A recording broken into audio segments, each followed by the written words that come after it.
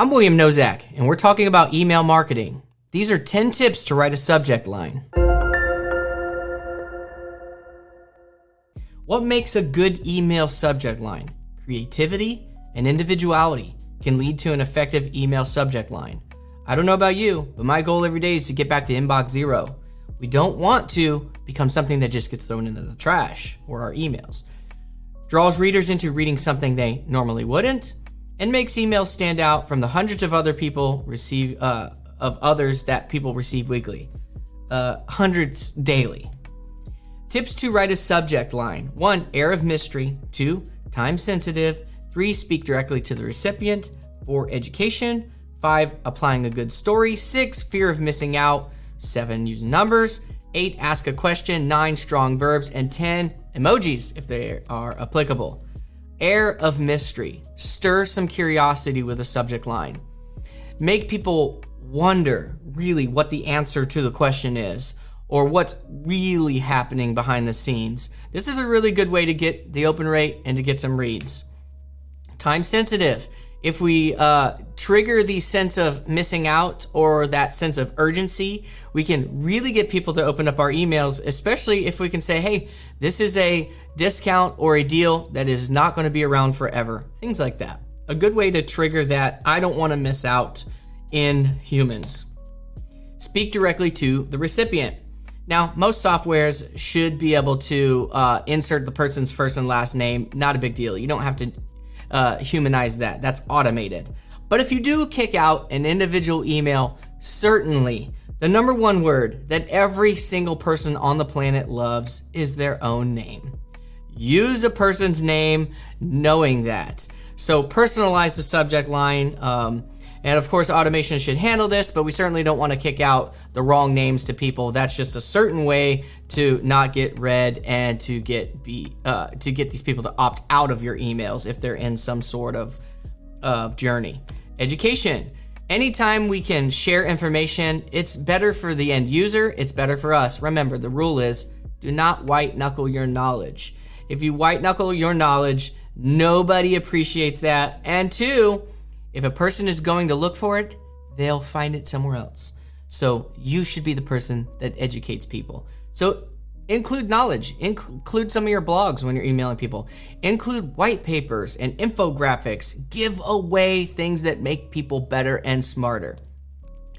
Implying a good story. People love good gossip. They love good things to read.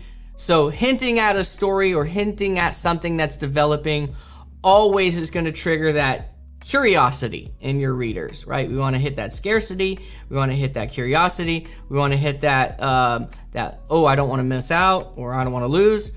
So fear of missing out. And implying that an offer might end soon within the subject line is a great way to spur action from the reader so as to not miss out, right? We're triggering fears in people. It's the reality. We don't want to be gimmicky. We don't want to scam people, but the human condition is understood. The fear of missing out is a real thing. And so we certainly want to have deals that expire, right? You see companies all the time.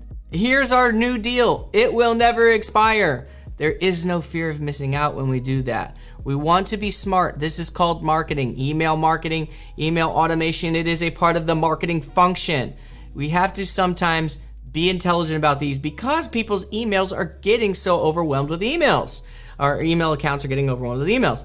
And so unless you fall into the box that just delete, you certainly want to try to get some open rates. Because if these people are receiving emails from us, they are potential users, they are potential consumers. Maybe they're someone that is a frigid lead we're trying to turn cold, a cold lead we're trying to turn warm, a warm lead we're trying to turn hot, a hot lead we're trying to turn into a prospect, a current client that we're trying to pitch some of our other services to. Certainly, we want to use all of these techniques to get these people to interface with our company. Using numbers. The use of numbers in the subject line, great way to capture attention. Percentiles. Things that you've done with your own research. You've got big data. Use that big data and present some information. People love that. I love that. I love to see white papers and stats. Hey, we've studied 100,000 sites and this is what we found. I love that stuff.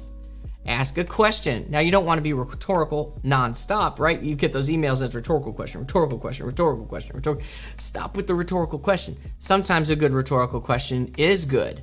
But questions can inspire curiosity. They can get our brains turning. They can cause people to ask you additional questions or reach out for more information. A good way to get your open rates up.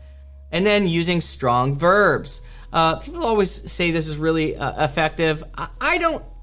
I wouldn't overuse this.